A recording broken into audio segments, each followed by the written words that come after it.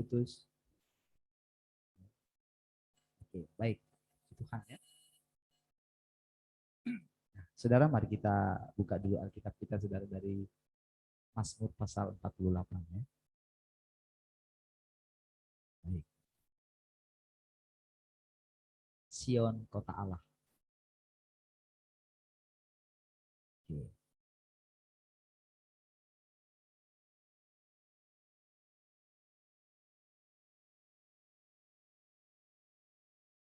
Nyanyian Mazmur Bani Korah. Seperti yang saya katakan, saudara, kitab Perjanjian Lama itu, saudara, atau ya, sebetulnya yang disebut Perjanjian Lama itu adalah bukan bukan 39 kitab itu, sebetulnya bukan ya.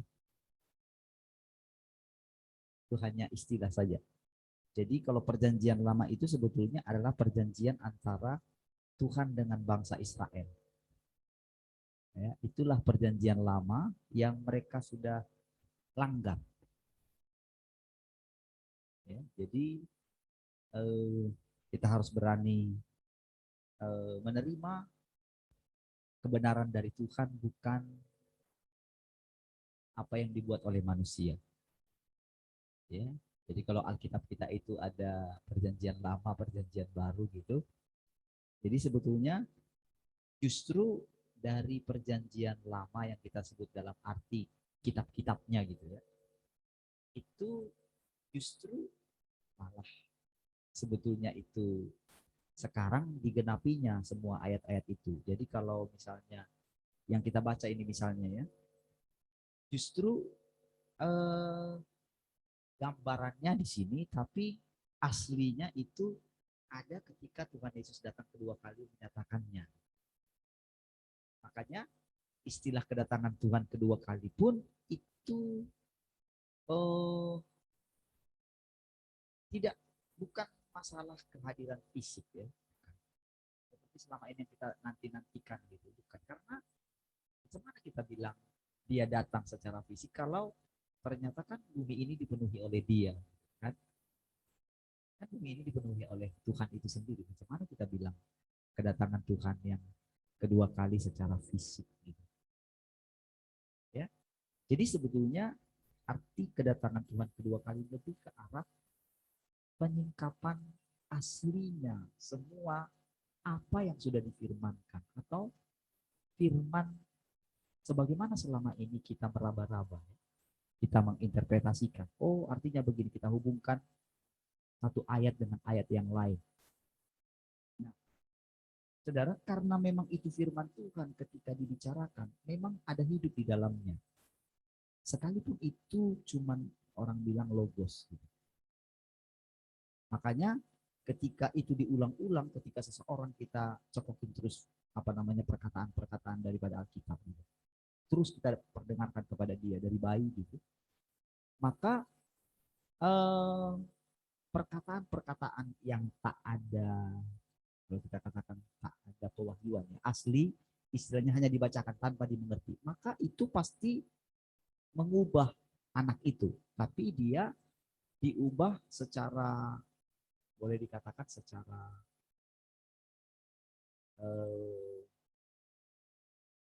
seperti dukun gitu, seperti dibacain mantra-mantra. Memang terjadi hal-hal yang positif gitu. Jadi justru penghalang daripada firman itu bisa bekerja pada diri seseorang adalah karena orang itu sudah punya pemahaman tentang apa yang didengarnya itu, sehingga ketika ingin berbicara yang sebenarnya sudah diblok oleh dia di pikirannya. Itu yang membuat sebetulnya. Jadi ada satu hal yang saudara mesti diam-diam selidiki ya. Apa yang saudara dengar selama ini dengan apa yang saudara dengar dulu atau apa yang dipercayai oleh banyak orang. Saudara mesti mempercayai bahwa Tuhan sanggup menepati janjinya atau menggenapi firman-Nya. Pasti sanggup. Tidak ada yang mustahil bagi dia. Ya, contohnya kan katanya dia ketok pintu rumah kita. Jadi walaupun itu mungkin gambaran, tetapi sebetulnya nyata memang dia ketok pintu kantor kita, pintu kamar kita. Itu artinya eh, dia mau masuk ke dalam kesibukan kita. Dia mau coba gitu, bantu kita. Nah, sikap kita sangat menentukan apakah dia bisa masuk ke dalam hati kita, sikap kita. Jadi kalau selama ini kita sudah mendengarkan, eh, kita sudah menerima Yesus sebagai Tuhan dan Juru Selamat, itu kan seperti menerima pribadi ya, menerima roh ya. Amin. Benar nggak? Kita menerima rohnya dan kita percaya Tuhan ada di sini. Tetapi kan pada pengalamannya ternyata kita masih khawatir, ya kan? Ternyata kita masih takut. Ternyata kita masih sulit melepaskan harta-harta dunia ini gitu, sulit. Mainan-mainan dunia ini masih sulit kita lepaskan kan? Berarti begini, kita harus jujur bilang sama Tuhan, Tuhan, berarti selama ini aku bilang aku percaya bahwa Engkau ada di dalam aku, tapi ternyata enggak ya. Pengalaman membuktikan. Nah, disitulah sebetulnya awal pencarian kita kepada kebenaran.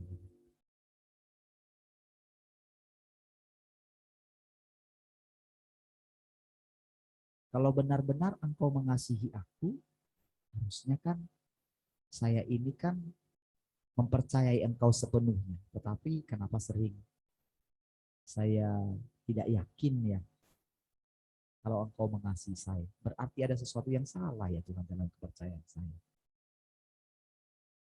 Harus ada pertanyaan-pertanyaan seperti itu supaya kita bisa menemukan yang aslinya. Karena Tuhan itu nggak ada di mana-mana. Tuhan itu tepat di dalam hati kita.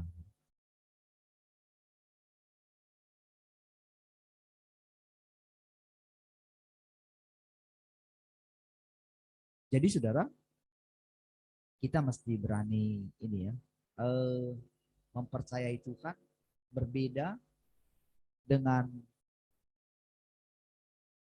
orang lain pada umumnya. Karena memang ternyata kita lihat di dalam Alkitab, ternyata dia nggak peduli kan dengan 2 juta orang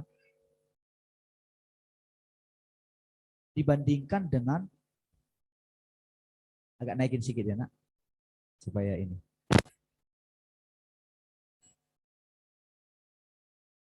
Karena ini kencang sekali pasti hujan. Naikin mas ini saja. Nomor 1 aja kan.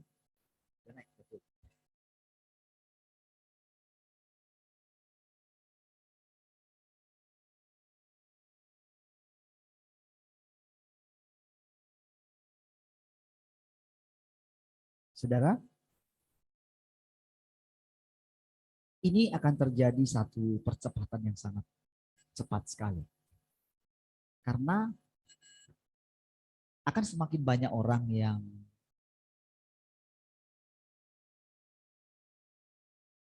menemukan Tuhan seperti yang saudara ketemui. Akan semakin banyak orang. Jadi saudara tidak akan sendirian lagi. Akan ada satu kekuatan yang luar biasa menjelang penaklukan. Kita akan semakin begini, saudara. Kita akan semakin tidak takut apapun yang terjadi di sekeliling kita. Apapun itu. Jadi saudara, tepat ketika saudara mengalami pengertian yang benar atau pengertian yang baru tentang Tuhan, maka segala jarak atau gap antara kita dengan Tuhan itu semakin hampir tidak ada lagi. Sehingga kita akan berani berkata, aku dan Bapa adalah satu. Pasti. Dan apa yang kita ucapkan adalah firman. Firman itu pasti menjadi kenyataan. Pasti. Jadi selama ini kenapa terjadi banyak kekacauan? Mereka coba mengungkapkan kebenaran demi kebenaran. Tahukah saudara, ketika terjadi perbedaan pendapat itu di lapangan yang sangat tegas. Tahukah saudara, Tuhan itu di atas semuanya, saudara. Dia itu melihat keadaannya. Dan kalaupun orang yang mengatakan dirinya itu percaya dan memilih Tuhan, dengan keadaan ini terbukti bahwa mereka nggak mengenal Tuhan. Terbukti. Siapapun dia. Mau di pihak kiri atau di pihak kanan. Makanya Tuhan katakan dia bukan kawan, dia bukan lawan. Dialah panglima bala tentara surga. Dia yang tertinggi. Ya. Jadi, saudara, pengertian-pengertian kita tentang sorga, tentang neraka, tentang dunia orang mati, tentang jurang maut, itu sekarang itu seperti disingkapkan. Dan begini saudara, sifatnya begini. Begitu saudara terima, itu langsung di dalam saudara, itu saudara mendapatkan sesuatu pengertian, misalnya level 1.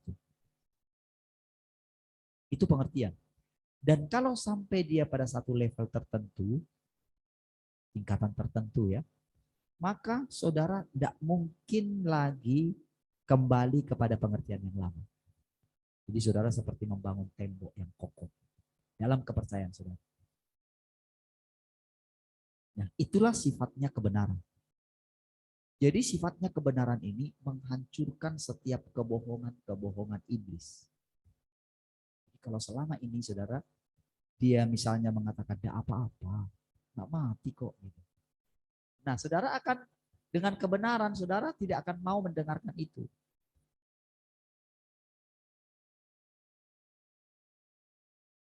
Jadi saudara, setiap hari pasti kita itu akan merasakan kehadiran Tuhan yang nyata. Bukan hadirat, bukan. Hadirat itu sekali-sekali, saudara. Urapan juga sekali-sekali. Kuasa, pencurahan Roh Kudus juga sekali. Itu pekerjaan yang sudah lewat. Sekarang ini adalah firman itu menjadi nyata, senyata saudara pegang tubuh saudara. Senyata itu. Itu nanti ada di tingkat pengertian saudara yang akan tumbuh. Sehingga saudara, apa saja di masa lampau, kejadian apa di masa lampau, misalnya lah contohnya misalnya tentang dua orang yang disalib di samping kiri kanan Tuhan Yesus. Kan di situ kan tidak ada dikisahkan bagaimana kisah mereka yang di sebelah kiri dengan yang di sebelah kanan. Ujuk-ujuk kita sudah tahu. Kalau yang di sebelah kanan itu, kalau engkau sampai pada kerajaanmu, jangan lupakan aku ya. Aduh, ingatlah aku. Kalau engkau sampai pada kerajaan. Tahukah saudara? Perkataan itu adalah satu perkataan penghiburan yang luar biasa. Tuhan Yesus. Ya. Tahukah saudara? Bayangkan orang yang disalibkan itu adalah orang yang dosanya paling parah sekali. Tetapi dia bisa mengucapkan satu perkataan. Kalau engkau sudah sampai pada kerajaan, ingatlah aku. Saudara, kemarin saudara Tuhan terangkan saudara. Bagaimana ceritanya orang itu? Bagaimana waktu hidupnya, masa kecilnya, di mana orang tuanya sudah mengajari tentang kebenaran di masa depan. Tahukah saudara, orang Israel itu mengerti namanya akhir zaman. Sebelum Yesus datang menjelaskan kepada mereka, sudah ada pengajaran tentang akhir zaman. Sudah ada pengajaran tentang kebangkitan orang mati. Sudah ada. Jadi yang kita pelajari di Perjanjian Baru, ya boleh dibilang hanya sebetulnya lebih ke arah menjelaskan siapa Yesus itu sesungguhnya. Tetapi justru karena saking menjelaskan siapa Yesus itu, lupa bahwa yang menjelaskan ini juga bukan sekedar menjelaskan, tapi harus dia bisa, harusnya saudara Paulus dan Petrus mungkin yang paling menonjol dan Yohanes gitu. Harusnya mereka sudah melampaui Daud dan Henok, Elia. Harusnya dong.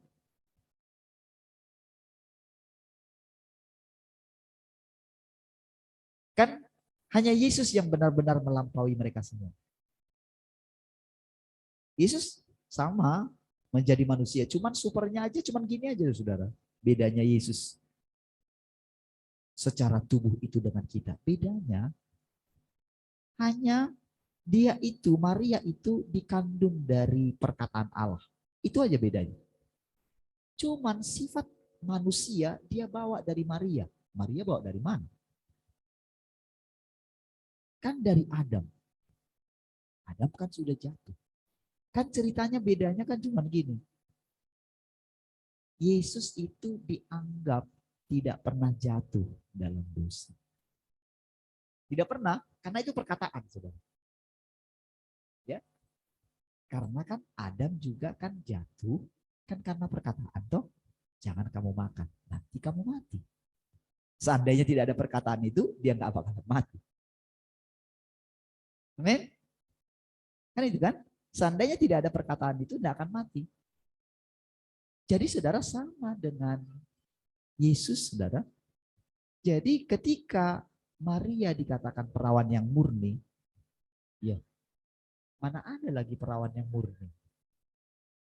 Kalau semua sudah jatuh dari awalnya. Berarti kan nggak ada yang murni dong. Tetapi karena firman Tuhan katakan dia perawan murni, maka jadi. Kan Maria kan cuma bilang begini, jadilah kepadaku. Sesungguhnya aku ini hamba Tuhan. Jadilah kepadaku seperti yang kau katakan. Wow, jadi. Begitu jadi saudara, perkataan dia jadi berubah. Tadinya saudara dia itu khawatir nanti gimana, nanti pacar saya Yusuf gimana, mau terima saya enggak. Aku kan pasti dianggap gila. Tapi saudara, karena Yusuf itu orang yang tulus juga. Orang yang tulus itu gini saudara. Dia ketika dia tahu rahasia kan rahasianya itu sebetulnya kan bisa saja saudara Yusuf itu ragu gitu karena perkataan itu ya. Perkataannya Maria kan bisa ragu dong. Jangan kayak gitu kan. Tapi dia itu seorang yang tulus. Saudara, tulus itu begini sebenarnya. Tulus itu berani mempercayai. Jadi karena dia ini tulus, maka dia menganggap orang itu semua tulus. Jadi memang orang yang seperti ini, kalau ada orang yang misalnya membohongi dia, itu pasti akan sangat gini. Bila berjumpa dengan orang yang suka bohong gitu ya, bohong dikit aja gitu, sekali dua kali gitu. Orang ini akan langsung aneh gitu loh, ada orang yang bisa bohong gitu misalnya gitu, tak jujur. Gitu. Karena dia ini menjaga hatinya nggak pernah, jadi sudah terbiasa dengan hati seperti itu. Jadi begitu menemukan orang yang misalnya di depannya nampaknya baik, tapi di belakang ternyata begitu. Aduh, itu terpukul sekali. Ya. Nah, jadi kira-kira seperti itulah ketulusan hati Tuhan ketika melihat kita itu sering tidak tulus. Persiksanya. Nah, jadi kembali kepada Yusuf tadi, saudara. Jadi Yusuf itu, saudara, dia itu ketika Maria itu cerita. Dia bilang, pasti kan Maria ngomongin gimana cara mulainya. Sudah kamu percaya? Kemarin ada orang malaikat ke rumahku. Lalu dia bilang perkataan seperti ini. Lalu katanya saya akan mengandung juru selamat. Terus gimana? Iya, setelah saya mendengarkan itu, saya kok merasa badan saya beda ya. Nah, istilahnya menunjukkan tanda-tanda kehamilan lah gitu. Pasti saudara ada. Tapi saudara dikatakan di situ, saudara dia nggak mau cerita sama siapa-siapa. Hanya dikatakan dengan diam-diam dia mau menceraikan tunangannya. Tapi saudara, puji Tuhan, saudara, Allah turut bekerja. Ya? Campur tangan langsung datang mendatangi Yusuf dalam mimpinya. Saudara, orang-orang perjanjian lama itu mereka benar-benar dipimpin oleh roh. Jadi bahasa yang digunakan oleh orang perjanjian baru hendaklah dipimpin oleh roh Allah. Mereka lebih dulu. Dan mereka lebih kenal roh yang mana yang memimpin mereka.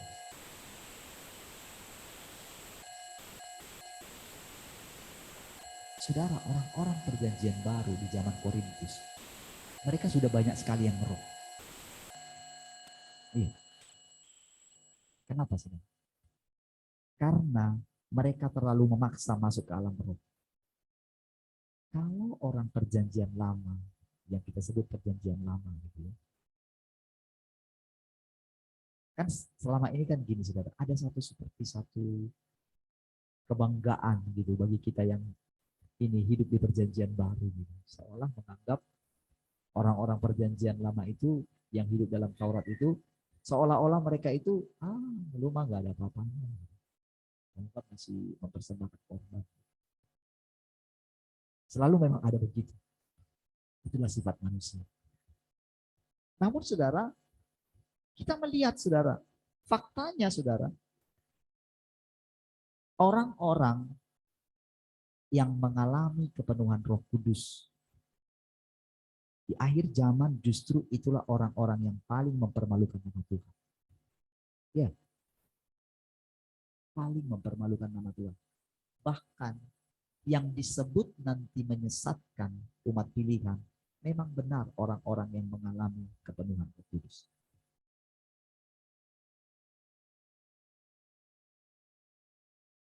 Karena begini saudara, orang itu bertahan di situ menyukai hal-hal yang roh.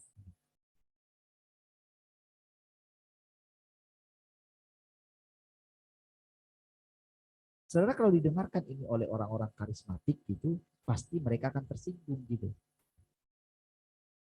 Tetapi saudara, sudah terbukti kok. Cuman manusia itu kan nggak mau ditegur gitu. Nggak mau. Padahal pada kenyataannya kan sudah sering kita lihat, kita dengarkan. Orang yang ketangkap bawa narkoba, bahasa roh juga. Manifestasi. Bahkan makin keras orang itu untuk ditegur gitu.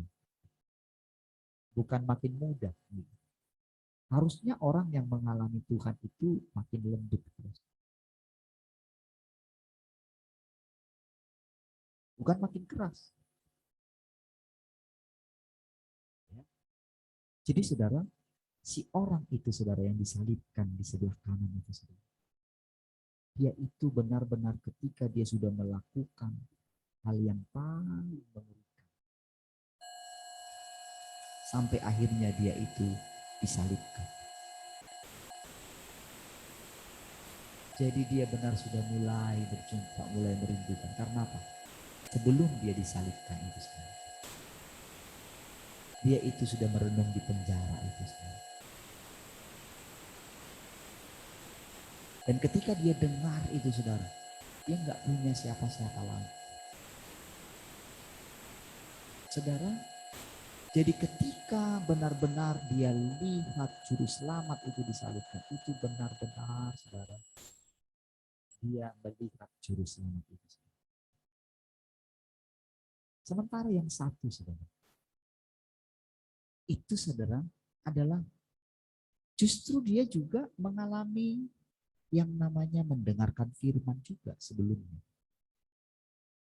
Tetapi saudara, dia ada di golongan orang yang tidak mempercayai bahwa Tuhan itu datang sebagai manusia biasa. Maka itulah yang membuat dia tidak bisa melihat juru selamat itu. Jadi dua orang itu adalah perwakilan semua orang itu. Jadi nggak sembarang saudara perkataan itu. Jadi ketika si yang di sebelah kanan itu bilang, kalau engkau sampai pada kerajaan, ingatlah aku. Lalu Tuhan jawab, pada hari ini juga, engkau bersama dengan aku di Firdaus. Perkataan itu saudara luar biasa sekali. Itu langsung perkataan Tuhan yang Maha Kuasa, saudara. Dan itu langsung menyelamatkan dia. Jadi kalau anggapan orang bahwa pertobatan terakhir orang ada ketika sampai di situ, bukan, saudara. Jadi ada perjalanan dalam hidup kita, ada perjalanan yang panjang, saudara. Makanya semua orang akan diizinkan melewati 70 kalau kuat 80. Bahkan nanti saudara akan ada kehidupan yang panjang sekali. Baru dilepaskan lagi.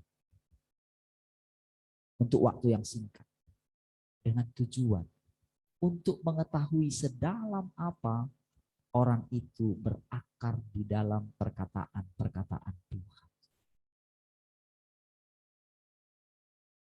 Ya. Jadi saudara, hal-hal yang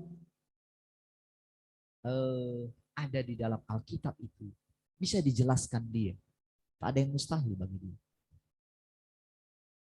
Dan biasanya kalau dia mau menjelaskan itu saudara, itu tiba-tiba saja dia muncul tanpa kita, ini gimana ya? Ceritanya gimana ya?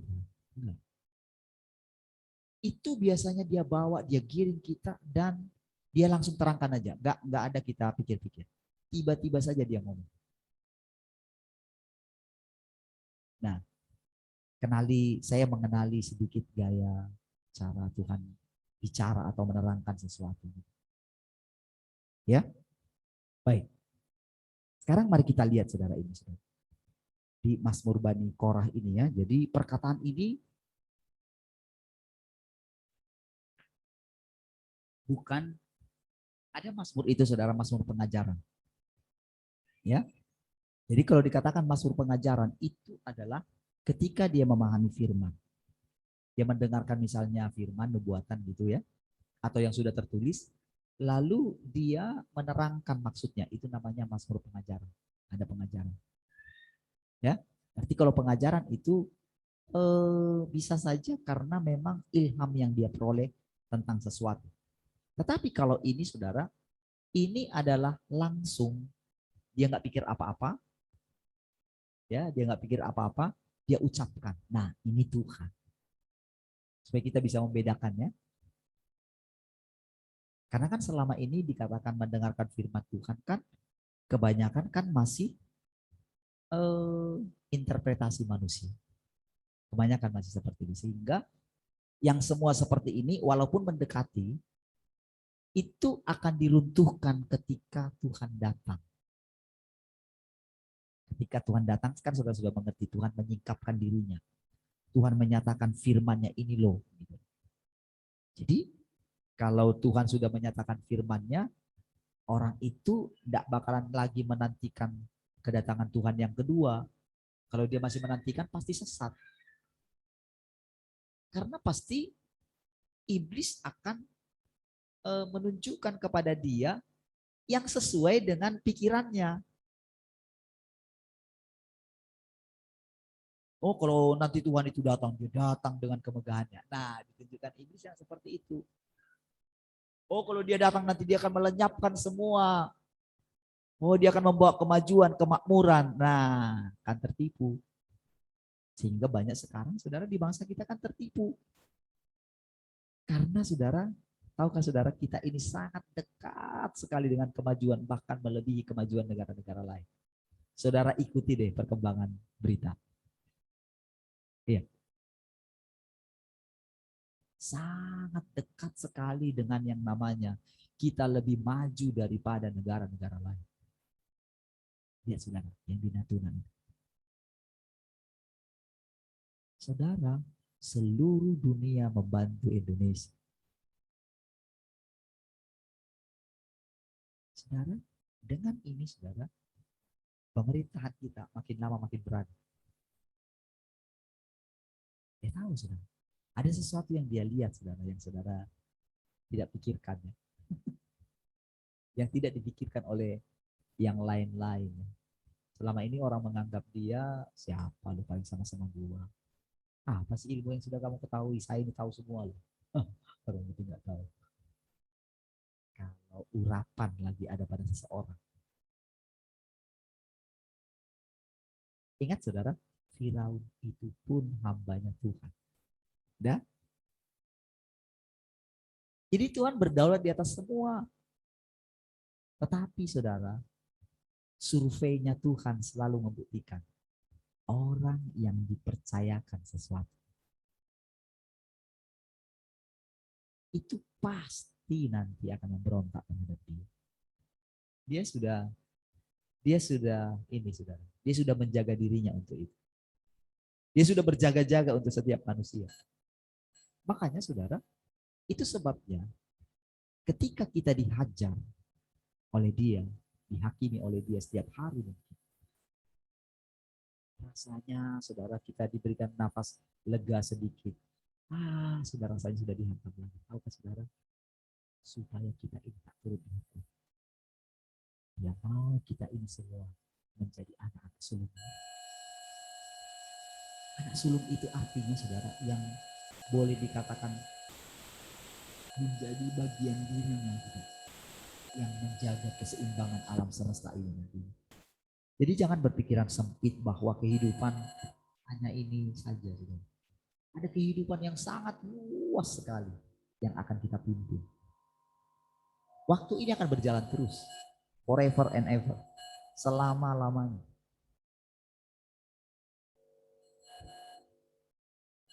Jadi saudara, itu yang sedang terjadi kalau saudara lihat. Disinilah nanti saudara, coba lihat satu lagi saudara ya. Jadi waktu ambang kita mau kelola sendiri. Langsung gentar saudara. Waktu bahan mentahnya tidak diekspor. Saudara. Biasanya saudara kita itu enggak. Biasanya kita ekspor. Itu WTO, World Trade Organization, Badan Perdagangan Dunia. Langsung ancam. Saudara, ketika ancam saudara, entah kenapa saudara, padahal kita ini saudara secara pengalaman, kita itu tidak punya pengalaman untuk mengelola bahan mentah itu sendiri. Tidak punya pengalaman. Tetapi tahukah saudara, begitu diancam untuk tidak, langsung ketahuan saudara. Respon negara-negara Eropa langsung ketahuan. Oh itu saudara, pemerintah kita langsung kayak gini. Dia hanya melakukan sesuatu yang bahkan mungkin dia tidak menyadari dia melakukannya.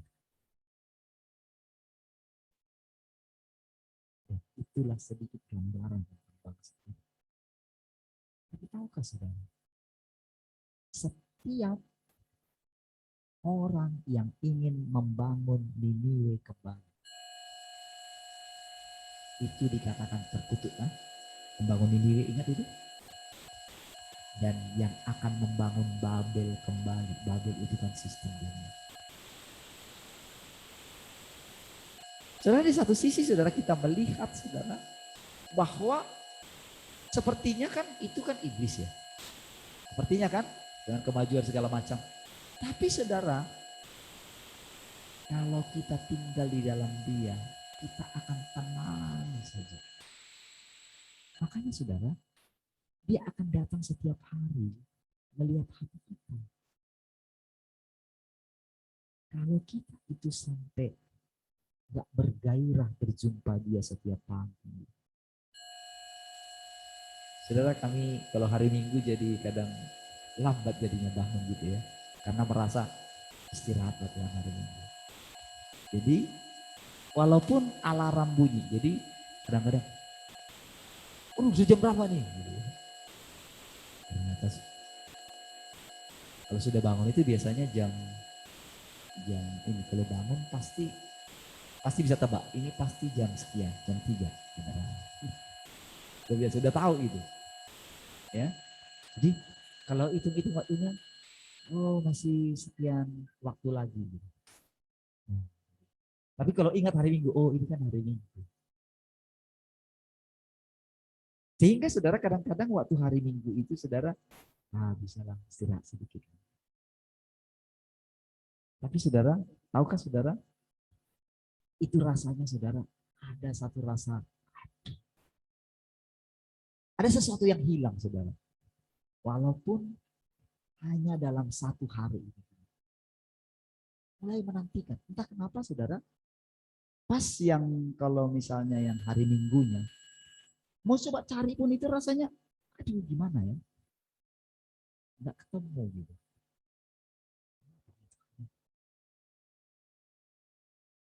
Jadi saudara, apa yang sedang Tuhan kerjakan di antara kita setiap pagi, jam 4, jam 4 kurang, lalu kita merasakan sesuatu, kita tenang di hadapan dia. Dan dia coba menasihati kita, ayo, siapkan dirimu, segarkan. Ternyata saudara, dia sedang membiasakan kita, saudara. Membiasakan kita supaya gini, saudara. Karena ceritanya gitu. Ini akan sampai kepada puncaknya. Kejadian-kejadian, bahkan begini saudara. Kalau saudara menganggap neraka itu masih nanti tunggu mati, saudara salah besar. Dan kalau menunggu sorga itu nanti, salah besar. Salah besar saudara. Itu kesalahan yang sangat fatal sekali. Bayangkan aja Abraham menunggu waktunya ketika Tuhan Yesus datang. Bayangkan dia katakan, Yesus katakan, Abraham bersuka cita melihat hari.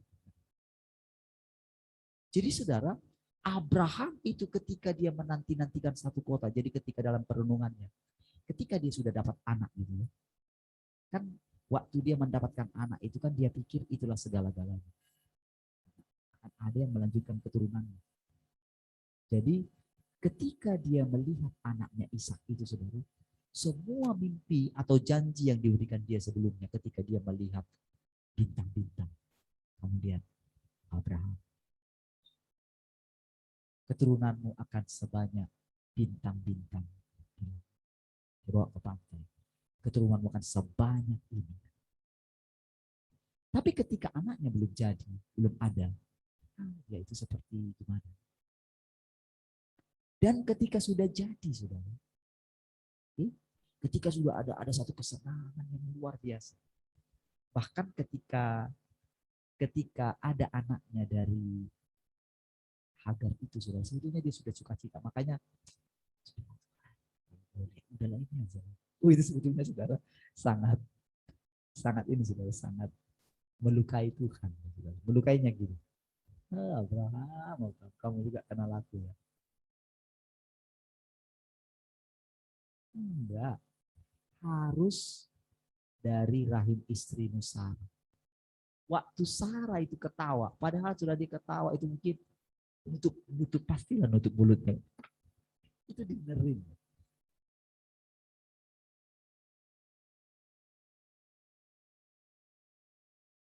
Kamu nggak percaya ya Sarah? Kamu ketawa katanya. Aku nggak ketawa. Enggak, kamu ketawa. Maksudnya saudara dia geli saudara. Oh, ini udah tua kayak gini. Mana mungkin? Mana mungkin? Suamiku Abraham, tuanku Abraham masih bisa memandang aku. Aduh. Makanya dia ketawa. Geli rasanya. Nah, waktu menjadi kenyataan, saudara. Waktu menjadi kenyataan. Lalu, saudara, dia lagi senang-senangnya umur 13 tahun kan. Disuruh persembahkan. Itu, saudara. Lagi, wah dia sudah mencari, saudara. Dan Ishak ini memang nurut. Karena anak perjanjian. Jadi, saudara, ketika diminta itu, jadi waktu pertama itu dia sangat yakin sekali. Tapi kan pasti setelah itu, saudara, ada fase-fasenya, saudara. Coba, saudara, ketika saudara mendapatkan sesuatu yang saudara harapkan, rasanya saudara, wah enak sekali kalau ada sesuatu yang saudara impi-impikan. Apa saja. Tapi setelah itu apa yang terjadi? Apakah saudara bosan? Pasti bosan kan? Sama seperti Abraham, saudara. Jadi, saudara, waktu anaknya itu mulai menjadi tua dipersembahkan itu dan istrinya juga sudah meninggal gitu ya. Mulai gini, saudara. Mulai dia membayangkan sesuatu tentang alam yang tidak kelihatan. Itulah yang sedang kita bicarakan ini. Jadi saudara, di tengah penantian dan perenungan dia dan tidak ditulis di dalam Alkitab, ini dialami oleh orang-orang kudus di zaman sebelum Tuhan Yesus datang. Mereka sudah melihat jiwa mereka. Itu sebabnya saudara, Musa ketika dia pengen sekali masuk ke tanah perjanjian, itu satu siksaan bagi dia.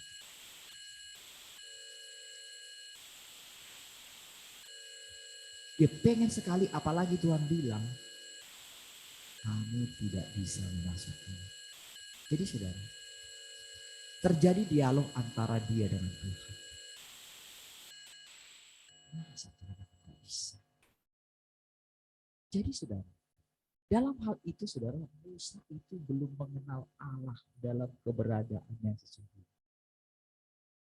Karena dia hanya tertuju kepada sesuatu yang dia pikir itulah yang tertinggi. Karena begini saudara, tujuan daripada dia memanggil, tujuan daripada dia itu disuruh memanggil, mengeluarkan orang Israel adalah untuk masuk ke tanah perjanjian. Lah, waktu dia bilang dia itu nggak bisa masuk ke tanah perjanjian, dia selalu memusingkan masalah dosanya itu, saudara. Dia selalu bilang, iya kan Tuhan. Cuman kan engkau tahu sendiri kan memang mereka tegar tengkuk kan. Jadi dia terjadi dialog itu, saudara, untuk membenarkan dirinya. Jadi seolah-olah saudara dia menganggap Tuhan itu sebagai seorang yang otoriter. Dia tidak melihat bahwa ada sesuatu yang lebih dari situ, Musa. Sebetulnya kusiapkan bagimu kalau engkau berdamai dengan dirimu. Jadi begini saudara. Sebetulnya dia ketika dilarang untuk masuk itu, bukan itu segalanya. Jadi disitulah kita seringnya salah. Jadi kita pikir sering sekali kita itu ikut menghukum diri kita sendiri. Padahal tahu kan saudara? Dia tahu kita. Dia tahu pembohongnya kita, dia tahu ketidakjujuran kita, dia tahu semua kita. Serusak itu dia tahu. Dan dia tahu kita nggak bakalan bisa sampai seperti yang dikehendaki. Dia tahu semua. Walaupun kita berjanji dengan sekuat tenaga, aku akan jadi begini, aku akan begitu, aku akan begini. Oh Tuhan, aku kemarin salah ya, aku mau perbaiki. Saudara, bukan di situ inti permasalahannya.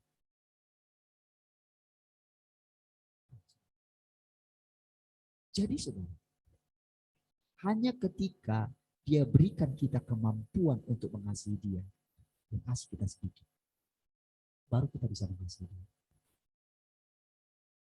Jadi selama ada usaha kita untuk mengasihi dia, dan kita selalu melihat diri kita lalu tertunduk ini.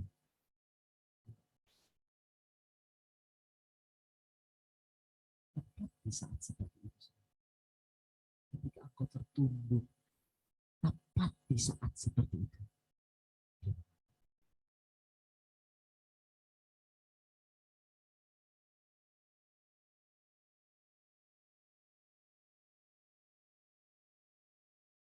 sudah ada kejadian lucu ya, ketika ponakan saya harus pindah dari sini. Ketika saya coba berkali-kali,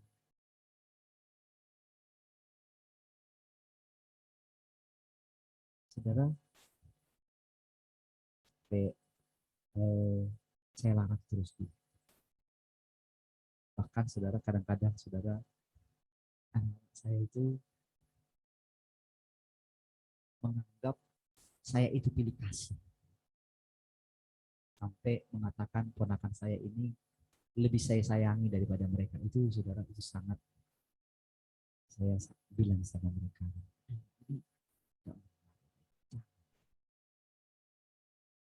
Karena sifatnya yang seperti itu.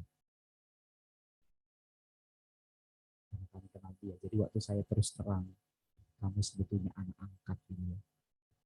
Itu benar-benar memukul. Memukul dia. Karena selama ini mamanya enggak pernah berani mengucapkan itu. Dan ketika kemarin itu saudara, itu suara saya menggelegar saudara. Ceritanya dia mau ngomong, saya bilang kamu permisi sama mama. Dia nggak mau karena dianggap itu bukan mama. Saya marah. Sampai Uli katanya di belakang itu terkejut. Apa itu? Karena saya berdua dengan dia di ruang sekolah minggu. Menggelegar memang. Saya nggak pernah marah seperti itu. Dan didengar oleh emaknya karena pasti telepon. Saya nggak matikan handphone. Didengar oleh dia. Nah, tulangmu itu nggak pernah kayak gitu. Berarti kamu udah parah sekali. Sekarang terserah kamu. Sudah tahu. Jadi waktu diajak bicara gitu nggak mau gitu. Sampai saudara tiba-tiba saudara sudah selesai itu marahnya. Tiba-tiba saya bilang begini, karena dia nggak mau ngomong, udah kamu bilang kayak gini sama tantemu itu, ini jaga baik-baik Sinero di belakang. Saya ketawa gitu. Tiba-tiba saudara saya yang tadinya marah sekali itu, saudara saya bisa ketawa aja gitu. Dan akhirnya kami carikan ya, dicarikan sikap untuk bawa orang lain. Saudara, yang saya pikirkan gitu, gimana nanti kamu dulu. Tapi saudara, memang saudara, manusia itu saudara, harus diizinkan mengalami yang seperti itu, mengikuti permintaan.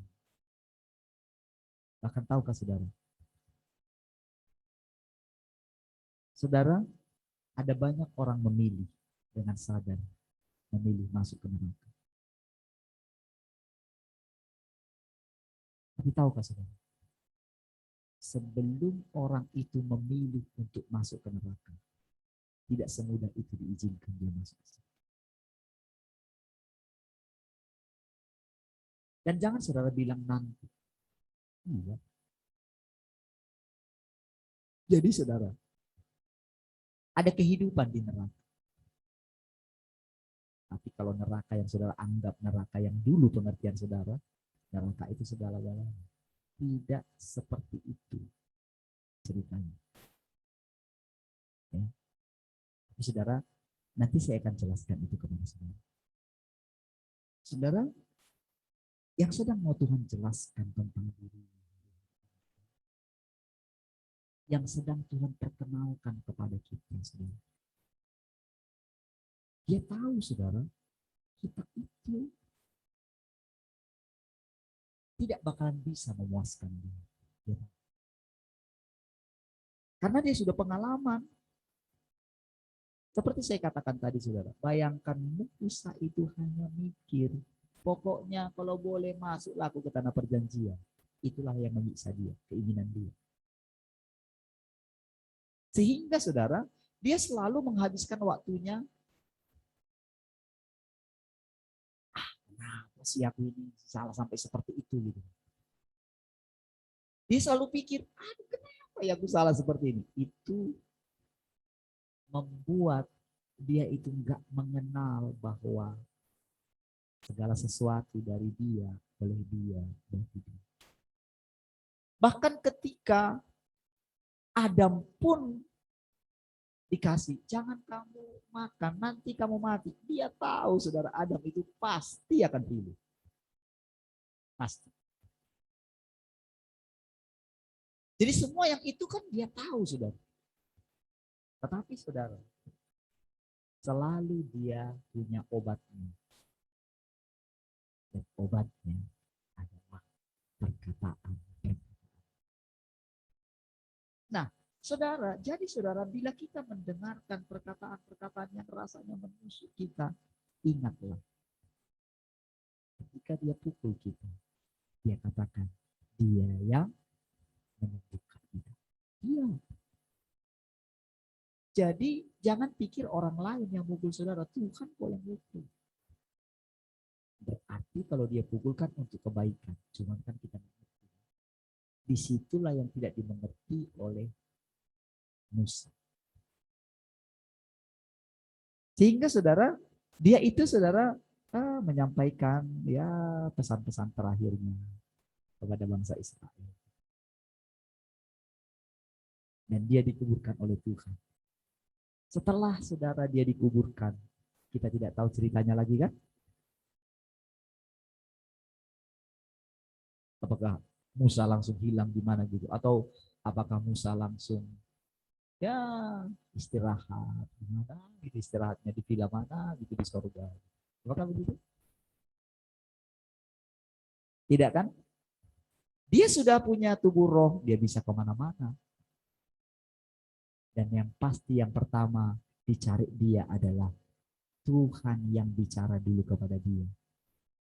Ketika dia naik ke atas gunung setiap hari, masuk ke kemah, bicara muka dengan muka.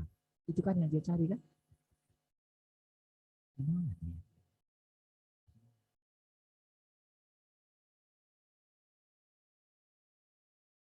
Saudara,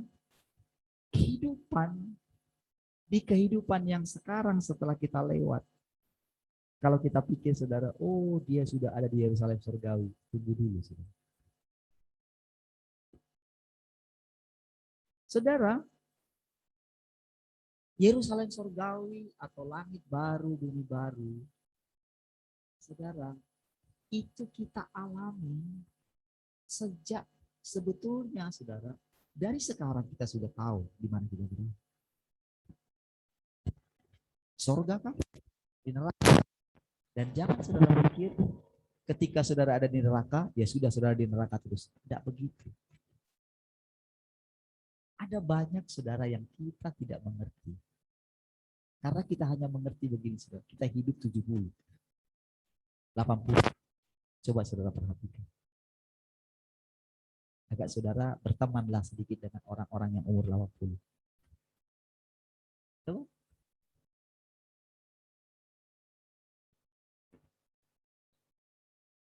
Pak bisa di sini kemarin telepon. Kami cerita ya tentang keadaan mamanya nganggur.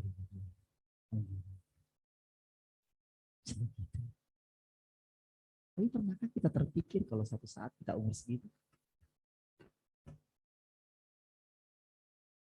Di saat kekuatan kita sudah melemah, di saat ada banyak orang yang di sini terjadi neraka. Saya sudah bilang, opung saya. Bayangkan opung saya umur 90 tahun waktu itu. Meninggal 90 tahun. Bayangkan kan sudah tuanya. Ya, begini. Saya masih baca Alkitabnya sampai dibilang video. Bayangkan opung boru saya umurnya pun sudah mendekati 80 waktu itu. Nah, mungkin ya, tapi sudah tua lah. Bayangkan opung ketika masih hidup, opung laki-laki itu bisa cemburu sama cucunya sendiri. Itulah kamu kawinlah sama dia katanya. Ini betulan, bukan istilahnya betulan. Cemburu sama pehopunya sendiri. Bayangin. Dia waktu itu masih SMP pun. Adik saya yang bungsu itu masih SMP. Ya. Bayangin lah. Itu beneran, bukan main-main, beneran. Jadi opung laki ini saudara, beneran benci sama cucunya ini saudara. Bayangin kayak gitu.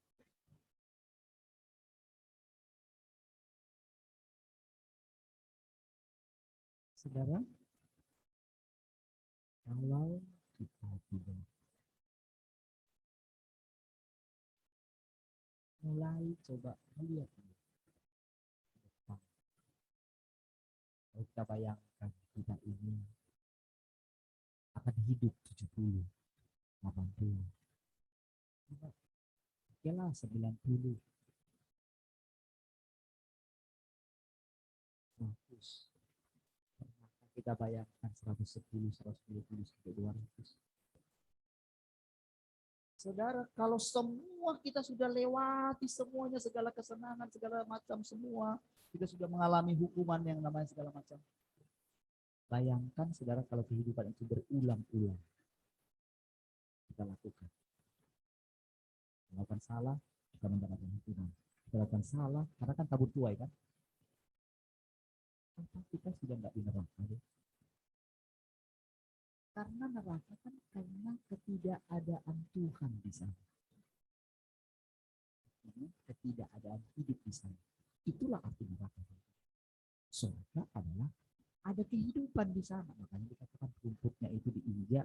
Dia ini kayak ini lagi saudara bangkit lagi. Semua binatang-binatang itu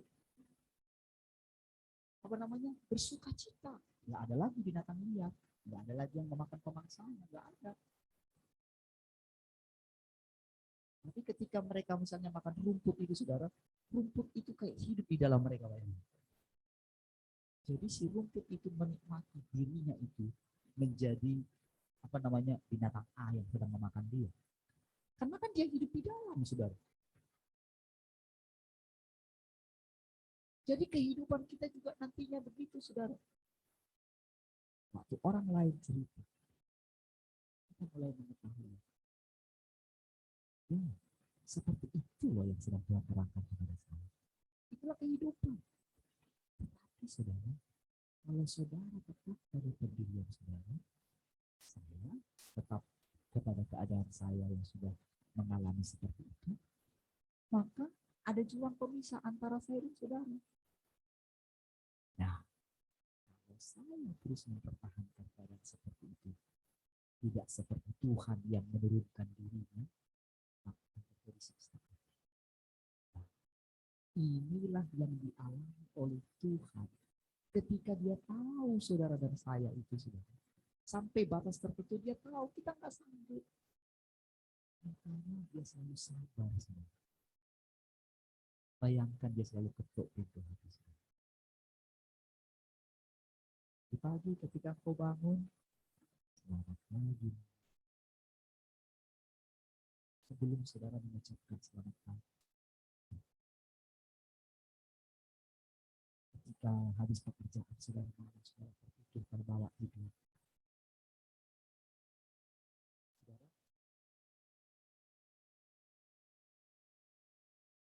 setiap hari memang katakan saya di sini menjengkelkan ini karena saya sudah tahu juga orang tua juga sudah capek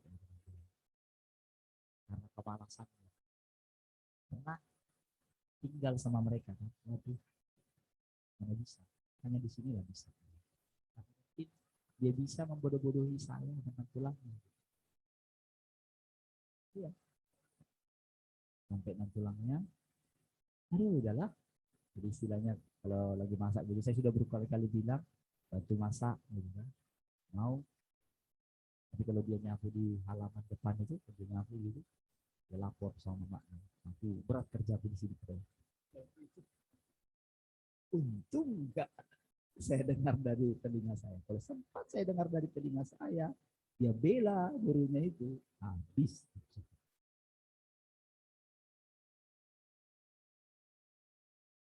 Jadi saudara, tapi saudara saya tahu mamanya gimana dulu sampai dia tuh. Kenapa mama gak pernah melihat tulangnya itu, walaupun tulangnya itu di bawah tulang.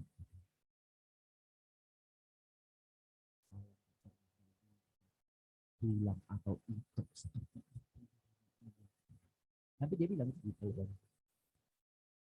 sampai kayak melihat wajah Tuhan. Sampai di situ, sampai udah seperti itu. Bagaimana sampai sekarang.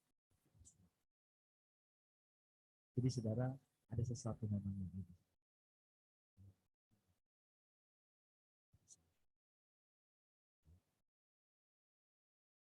Tapi saudara, saya lebih percaya Tuhan di atas segala.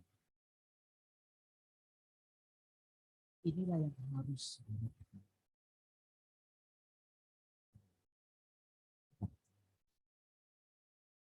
Kalau saya dengar ceritanya, karena kebetulan semalam saya dengar ceritanya.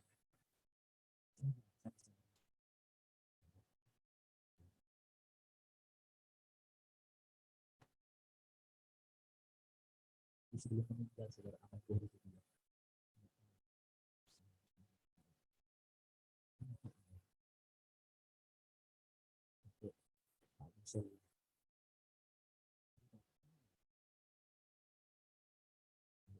karena kami tahu gimana hidupnya ada ini, karena kan pernah bawa kami, nggak tahu jelas tahu gimana juga, kan bawa kami ke kampungnya, bawa mobil.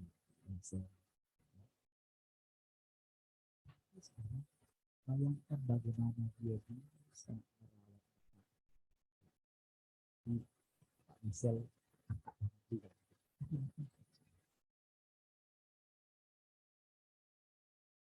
kita pikir kita sudah hebat, sudah mungkin kita lebih tahu firman Tuhan ketika diperhadapkan dengan seperti itu.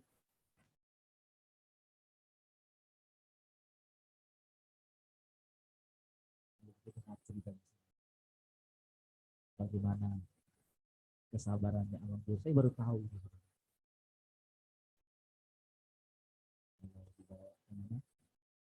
Sampai dibawa sebelum ini meninggal, dibawa martandang gitu. Diantar. Nanti sudah selesai nggak martandangnya?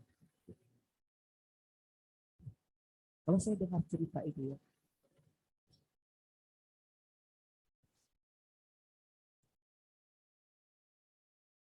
jadi walaupun keadaannya seperti itu, saudara, ya pastilah Pak Messi nggak tahu lagi mau gimana. Tapi saudara di sini kita melihat saudara, keadaan yang seperti itu kita tidak tahu. Tapi saudara, untuk hal yang seperti itu yang mungkin menurut kita nggak bisa salahkan lagi saudara tentang masa lalu, kita nggak bisa. Yang kita tahu adalah Tuhan itu hidup. Dan saudara, Tuhan itu hidup, ada kehidupan. Ada kehidupan yang dia berikan, saudara, yang dia salurkan kepada siapa yang membutuhkan.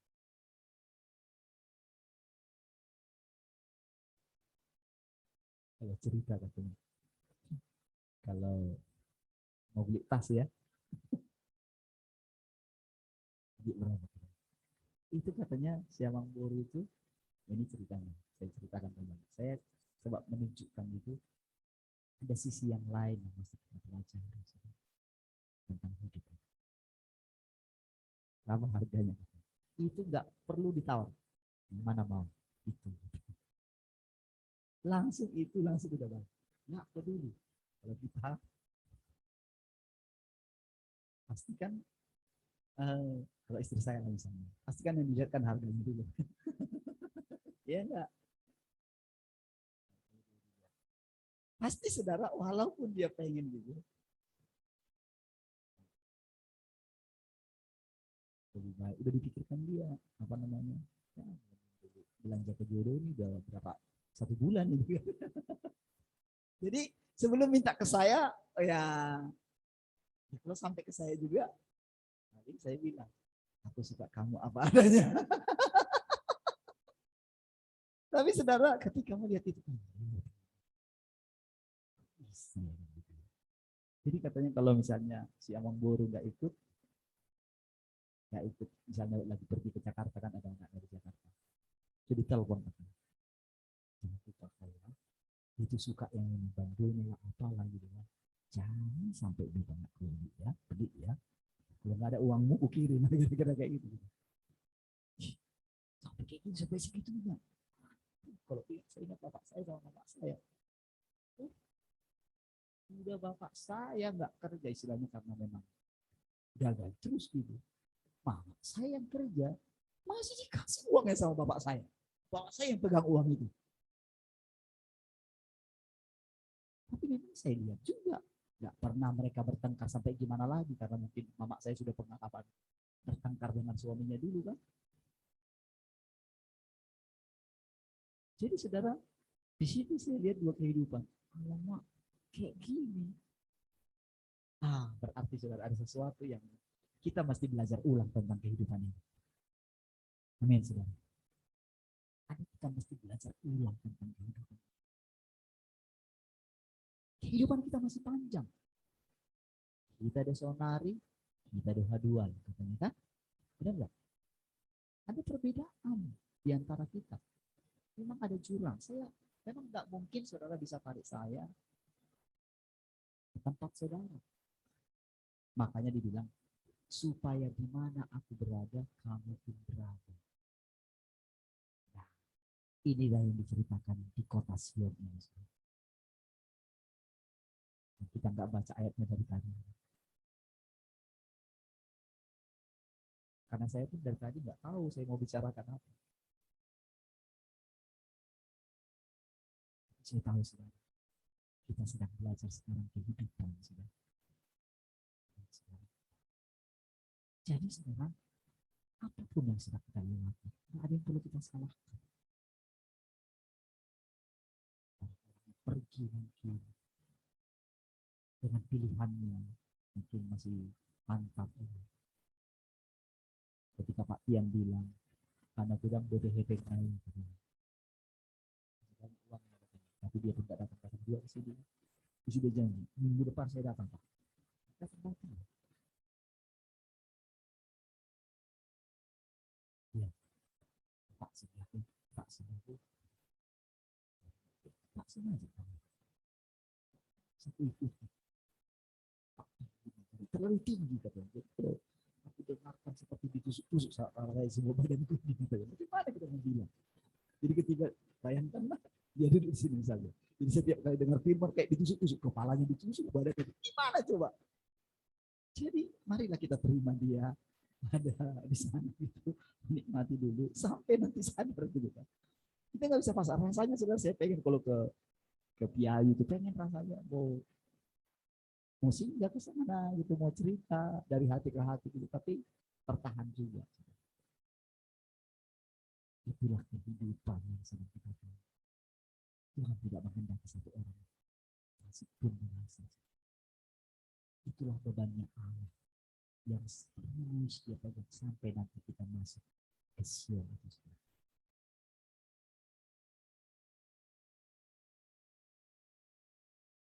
Jadi kadang-kadang kita suka bereaksi.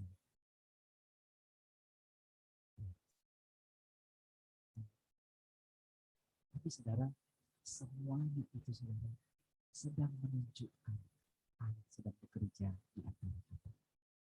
Jangan takut saudara. Allah yang memulai pekerjaannya di antara kita, dia bertanggung jawab menyelesaikan.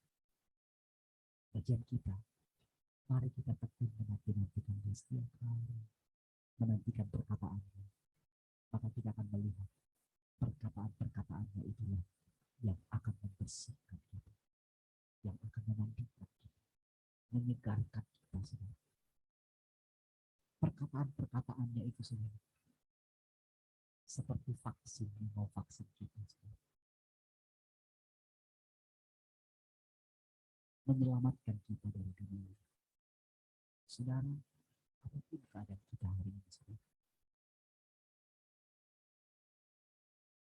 apapun keputusan kita yang sudah diambil, saudara, tak ada segala sesuatu yang lolos dari berkat yang percaya.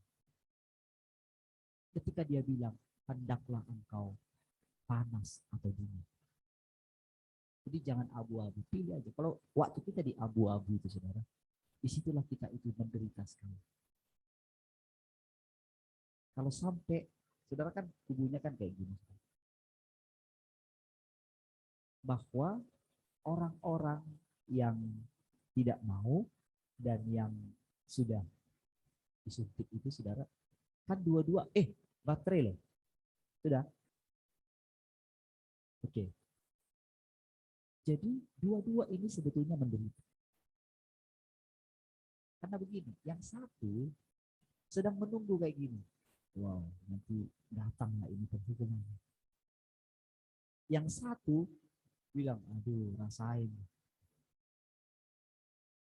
Selama dua kubu ini saling bertentangan saudara. Tahukah saudara, Tuhan itu bukan kawan, bukan lawan. Dia nggak memihak kepada siapa. Dia hanya memihak kepada dirinya sendiri. Makanya saudara dalam keadaan ini saudara, ayo tunggu dia, nantikan dia. Pihak. Saudara, kalau kita di dalam hati kita masih ada, nah nanti tahu masalah, nanti begini. Saudara, kita sedang menyuarakan suaranya iblis. Tapi gitu. Jadi apapun yang diambil, kalau saudara bisa duduk diam mendengarkan dia. Saudara, yang dulu kita anggap neraka, itu bisa diubah dibawa kita keluar dari situ. Jadi saudara, Tuhan itu sangat tidak terpahami oleh kita. Yang bisa kita lakukan adalah duduk diam dan melihat gerakannya di dalam kita. Dan ketika dia bilang setiap hari, kita boleh bersuka cita di hadapan. Kita boleh mempersembahkan sesuatu dari hati kita yang paling dalam. Itulah yang selanjutnya. Itulah artinya saudara, memuji Tuhan, menyembah Tuhan 24 jam sehari. Saudara, sebagaimana Tuhan mengelola semua ini yang ada di dalam hatinya ini, saudara. Itulah dia berbagi beban dengan saudara. Ya.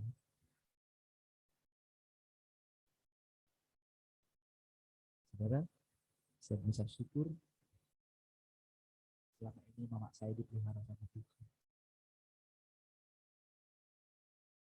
Baru-baru ini kami sering kirim.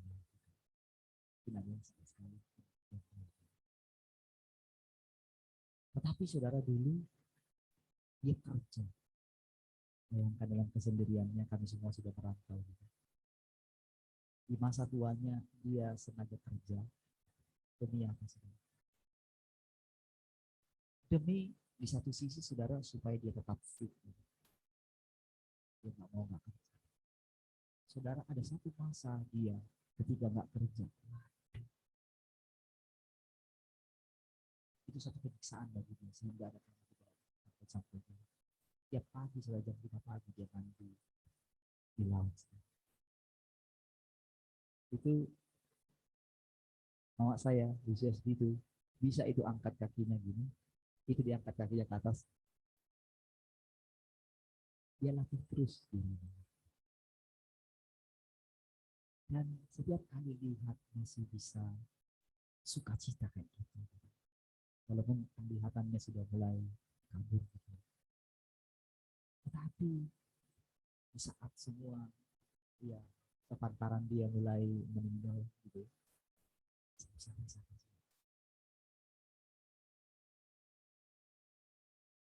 mungkin kan dia sudah lebih berpikir kapan giliran.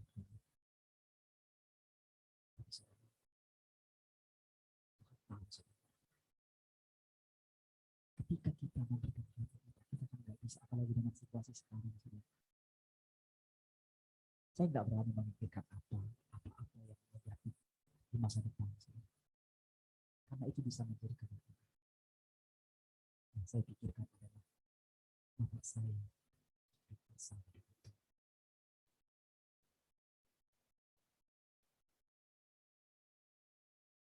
Saudara tahu, walaupun orang tua saudara sudah meninggal, dia nggak ada di hati. Dia ada di hati. Kalau engkau sembuh, maka orang tua saudara sembuh. Ketika engkau penuh dengan Tuhan,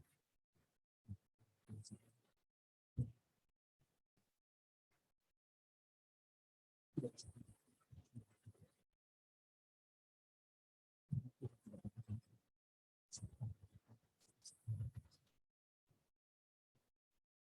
Kalau saya bisa berdiri di sini, tidak karena doa anak saya.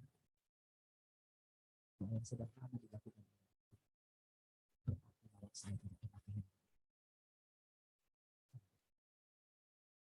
Maka kita di sini adalah karena didikan orang tua kita sampai kita mengenal Tuhan seperti ini. Bukan karena disiplin mereka mendisiplin kita, betul kita mungkin kita sehingga kita dapat berdiri di dalam Tuhan. Bagaimana dengan orang ketika yang yang sulit sekali, sulit sekali mereka sampai kepada Tuhan. Kita sekarang bisa sampai kepada Tuhan. Orang tua kita lalu hilang entah dalam di dunia berapa. Itu tetap ada di dalam sebuah kita bersekutu dengan Tuhan, bersekutu dengan Tuhan, dia menghapus semua kesedihan karena kehilangan orang-orang yang berkasih sekali Tuhan.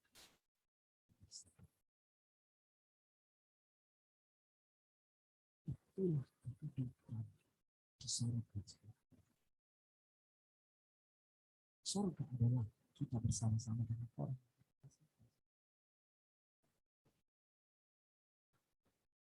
Tuhan mengatakan, kasihlah orang lain seperti engkau yang kasih. Hormatilah ayah dan ibu agar umur melanjut. Saudara, ketika kita fokus kepada Tuhan, saudara, tepat ketika engkau mengasihi Tuhan, apa yang kau lakukan kepada orang lain, ketika engkau menerima orang tua sebagai orang tua, maka setelah menyatakan kasih kepada orang tua yang kasih, engkau tak terpisah dengan mereka. Itulah kehidupan yang selalu menyatakan Tuhan kepada kita. Kalau masih ada orang tua kita yang seperti Tuhan, gitu, tapi walaupun mereka tidak ada di dunia orang hidup, mereka tetap berada di dunia orang hidup karena mereka tinggal di dalam Tuhan. Apa yang kau percaya? Itulah yang saya percaya. Amin, saudara. Itulah kehidupan yang kita jalani. Disitulah kita disembuhkan, saudara.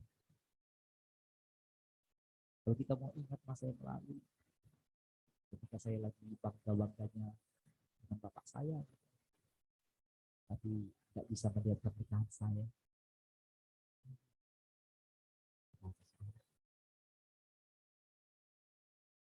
Begitu tahu kebenaran ini, saudara, semua itu bisa. Ketika saya melihat ibu saya seperti itu di usia 74 tahun.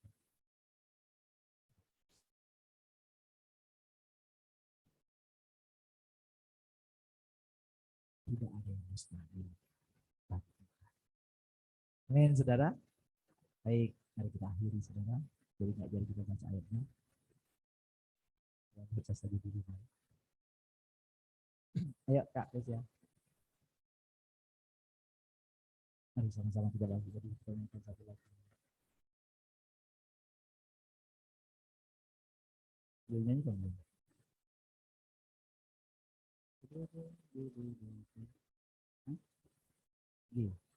Apa? Pertamanya gimana? Kuasamu nyata. Ya, kata-katanya. Ya, tampilin semua yang kecil.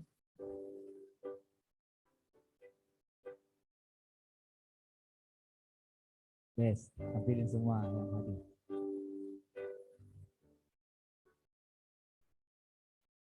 Kuasamu nyata di dalam kelemahanku, kekuatanmu menopang seluruh hidupku.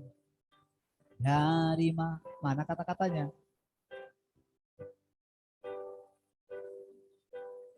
Hanya Yesus pertolongan. Sekali lagi katakan, kuasamu. Kuasamu nyata di dalam kelemahanku, kekuatanmu menopang seluruh hidupku. Dari mana datang pertolonganku? Hanya Yesus pertolonganku. Engkaulah sumber kekuatan hatiku, tempat persembunyianku. Engkau penolong di saat susahku, tempat perlindunganku. Kau menara dan perisai di hidupku. Sekali lagi dari atas.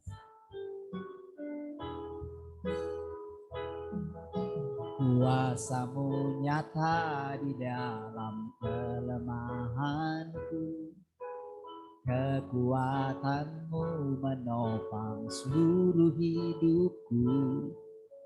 Dari mana datang pertolonganku? Hanya Yesus pertolonganku. Engkaulah sumber kekuatan hatiku, tempat persembunyianku.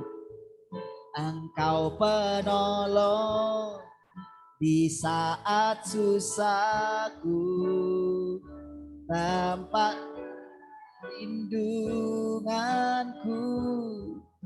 Kau menara dan perisai di sekali lagi katakan, engkaulah sumber. Oke. Istri saya berdoa.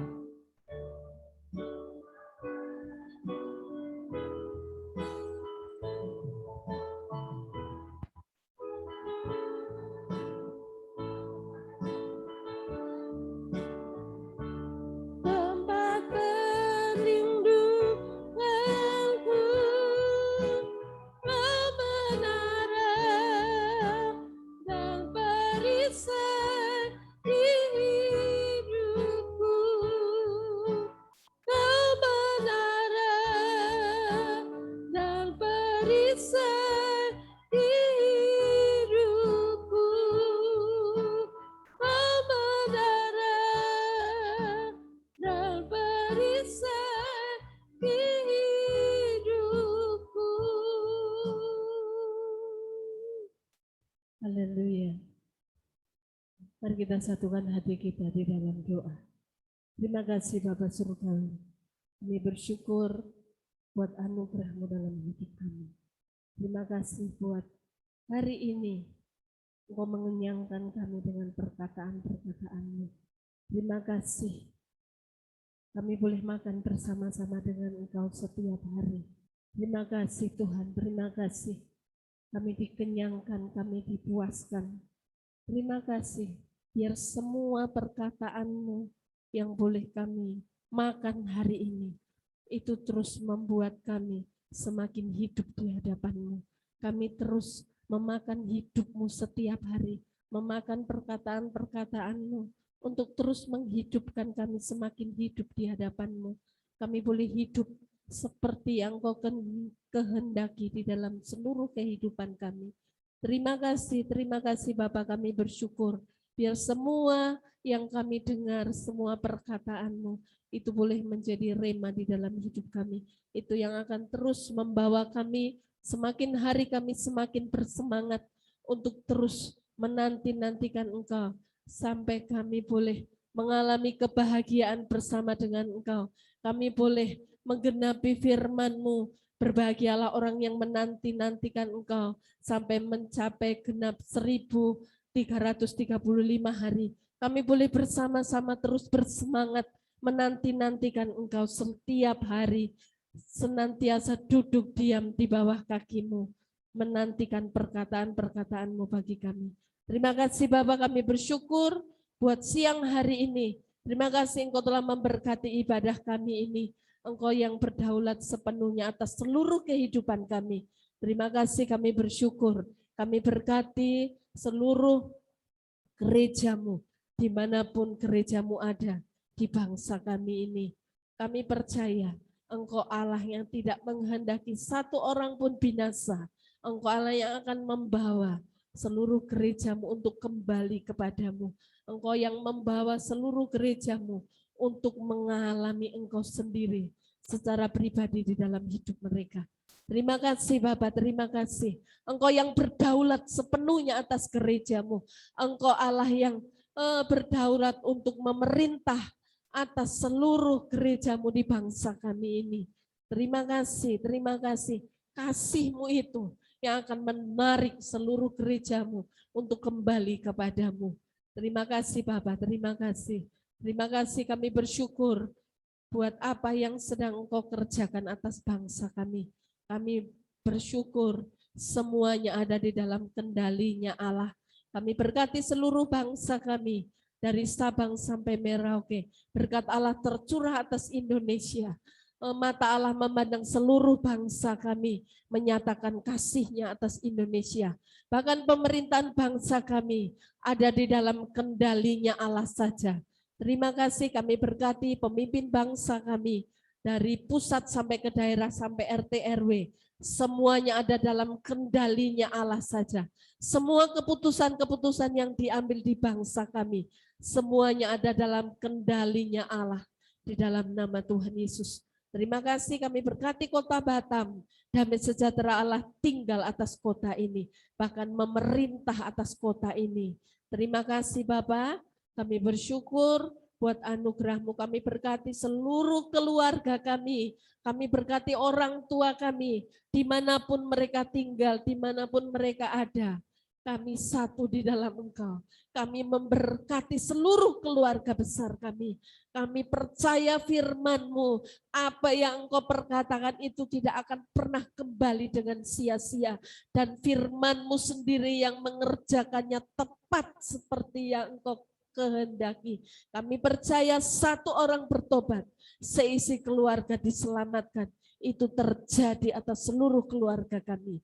Terima kasih Bapak, kami bersyukur. Kami berkati lingkungan tempat ini. Kami berkati seluruh Tembesi Center ini. Kami berkati di dalam nama Tuhan Yesus. Terima kasih Bapak. Kami bersyukur biar berkat-Mu Engkau limpahkan di dalam kami. Haleluya. Mari saudara, sebelum kita menerima Tuhan, kita naikkan doa untuk kami. Bapa kami yang di sorga, dikuduskan nama-Mu. Datanglah kerajaan-Mu, jadilah kehendak-Mu di bumi seperti di sorga. Berikanlah kami pada hari ini makanan kami yang secukupnya. Dan ampunilah kami akan kesalahan kami, seperti kami juga mengampuni orang yang bersalah kepada kami. Jangan bawa kami dalam pencobaan, tapi lepaskanlah kami daripada yang jahat. Karena Engkau yang punya kerajaan dan kuasa dan kemuliaan sampai selama-lamanya. Saudara, pulanglah bawalah anugerah kasih karunia dan sejahtera. Hidup Allah yang berlimpah-limpah turun bagi kita semuanya. Mulai hari ini sampai selama-lamanya. Semua orang yang mengasihi Tuhan sama-sama katakan, amin. Baik, puji Tuhan. Kami bisa berkati. Karena di luar masih hujan, kita boleh minum bersama, minum teh, makan kue yang ada. Dan berkati. Salam semua, Tuhan memberkati ya. Heni, Bu Arta, salam semua yang di radio, Bu Rahel. Tuhan memberkati semua.